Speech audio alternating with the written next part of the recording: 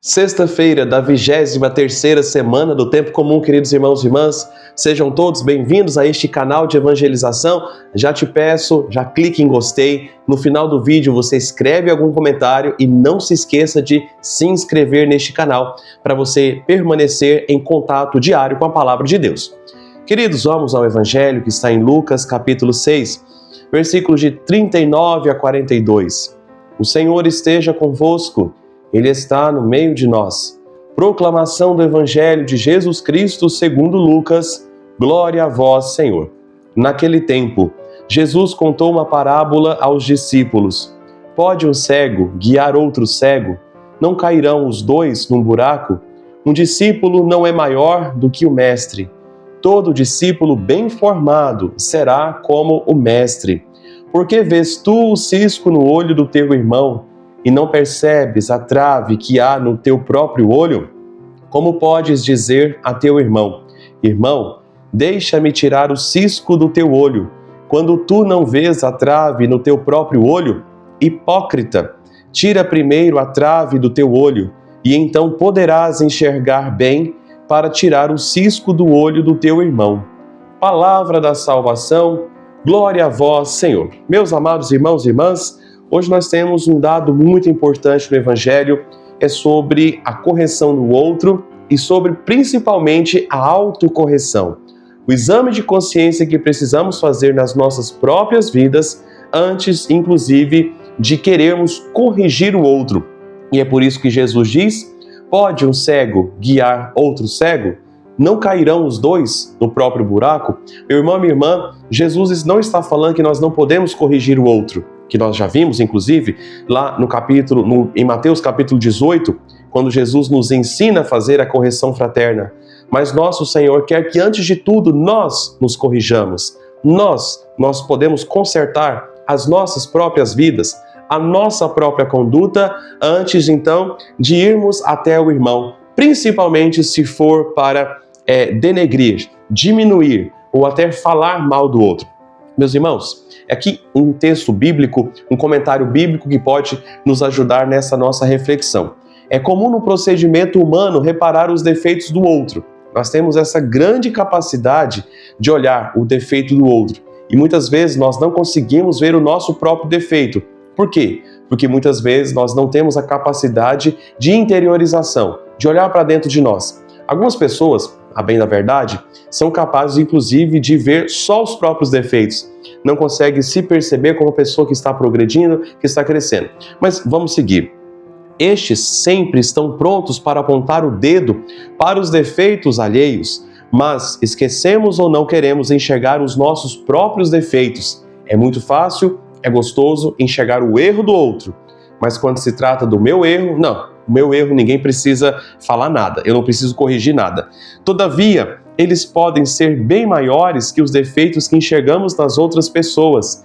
Meu irmão, quantas e quantas vezes nos diálogos de todos os dias, nós percebemos que uma pessoa aponta o dedo para o erro do outro. Mas então, quando talvez, por exemplo, eu digo, mas fulano, essa pessoa errou, mas ela se corrigiu. Ela buscou, talvez, a confissão, ela corrigiu o seu próprio erro. E você que continua falando dessa pessoa? E você que continua tramando, espalhando, ligando um para o outro, espalhando erros dessa pessoa, sendo que essa pessoa já se corrigiu, ela errou, e o erro é feio. Mas Jesus Cristo pede que nós também olhemos para o nosso erro, porque, vamos supor, neste exemplo que eu estou dando, alguém fez um erro grosseiro na cidade, na comunidade, vamos supor, alguém traiu o cônjuge, então você fica sabendo disso, e então você fica falando dessa pessoa, você chega, quer excluir essa pessoa dos grupos, da vida comunitária, ou até quer que ela fique mal na cidade ou na paróquia, você está sendo pior do que a pessoa que adulterou. Por quê? Porque talvez essa pessoa que adulterou, ela pediu perdão, se reconciliou com seu cônjuge, errou, está errado, mas reconheceu o seu erro. Talvez ela se confessou, talvez ele está buscando a mudança de vida e ainda você, talvez a pessoa que continua falando, não sai do erro de falar do outro. Ou seja, às vezes nós temos a facilidade de apontar o dedo, mas na hora de apontar o dedo para nós mesmos, nós não temos essa facilidade. E por essa razão que Jesus pede que tiremos primeiro a trave que está no nosso olho, para depois tirar o cisco no olho do irmão. Trave é tudo aquilo que impede de enxergarmos a nós mesmos. Trave é tudo aquilo que nós colocamos como máscara e nós não queremos ser corrigidos, porque, repito, é mais fácil apontar o dedo para o outro do que olhar os nossos próprios erros.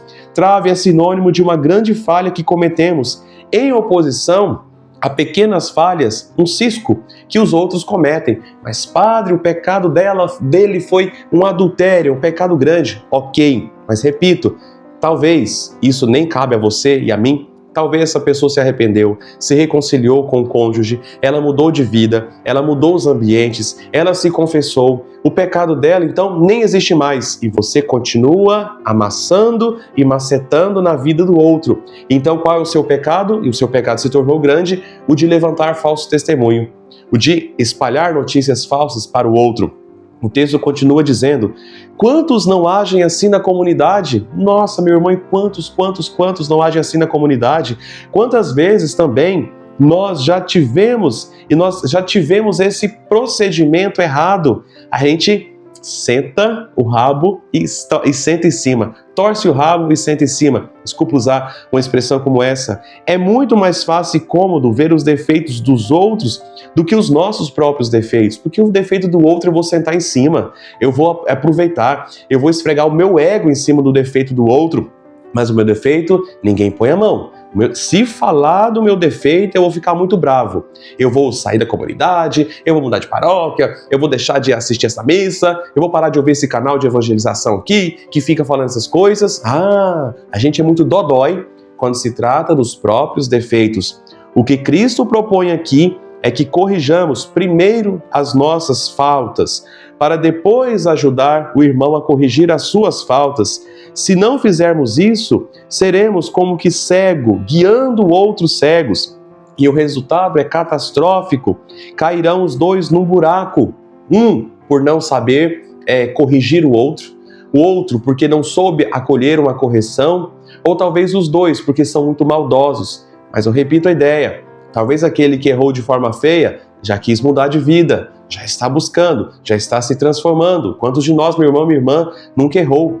Quantos de nós nunca cometeu um erro grosseiro? E nós estamos mudando. Mas tem alguém por trás que fica espezinhando. E por isso Jesus diz para essas pessoas: hipócrita, tira primeiro a trave do teu olho e então poderás enxergar bem para tirar o cisco no olho do teu irmão. Poderá tirar o cisco do olho do teu irmão, porque diante do seu erro que o outro fez, se tornou até pequeno. O buraco que nós nos encontramos é o da ignorância e das suas consequências. Então, meu irmão, como é que nós podemos sair disso? Nos aprofundando na palavra do Senhor. Então eu volto para o início do Evangelho. Jesus contou uma parábola aos seus discípulos. Pode o cego guiar outro cego? Não cairão os dois no buraco? E aí o versículo 40. Um discípulo não é maior do que o mestre. Todo discípulo bem formado, ele será como o mestre. Queridos irmãos e irmãs, a formação, leitura da palavra de Deus de forma constante.